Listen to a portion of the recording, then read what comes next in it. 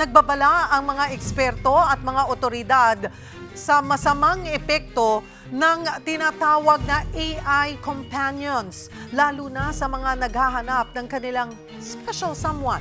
Para bigyan ng mukhang balita, Mobile Journal, Ivan Tarinque. Maaari ka pang ma-inlove sa artificial intelligence habang parami ang gumagamit ng AI companions bilang kausap, kaibigan o kahit virtual na karelasyon.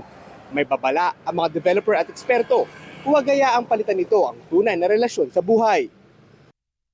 Kung dati, dating apps lang ang uso, ngayon trend na rin ang paggamit ng AI companions. Dito, always present ang iyong makakausap. Kahit anong topic, game siya at tumatayo pang emotional support. Pero dahil sa nagiging makatotohanan ng pag-uusap sa mga AI chatbot, I know I typed everything na, pero I wanted you to actually hear me say it. may ilang user na nagkakaroon ng matinding attachment sa kanilang mga virtual companion. May ilang pangaraw na nafo-fall na talaga. Pero ayon kay Osmar Cabantug, founder ng AI companion app na Sinta, hindi idinisenyo ang mga ito upang palitan ng tunay na pakikipagrelasyon sa tao. What we are trying to train the users is to really take this with a grain of salt lang, na this will help you become confident, pero hindi talaga siya replacement for human connection. Dahil sa pangambang may mga user na maaaring malito sa pagitan ng AI at tunay na relasyon, naglagay ang ilang developer ng mga safeguards sa kanilang mga app. So what we do is, of course, via the app itself,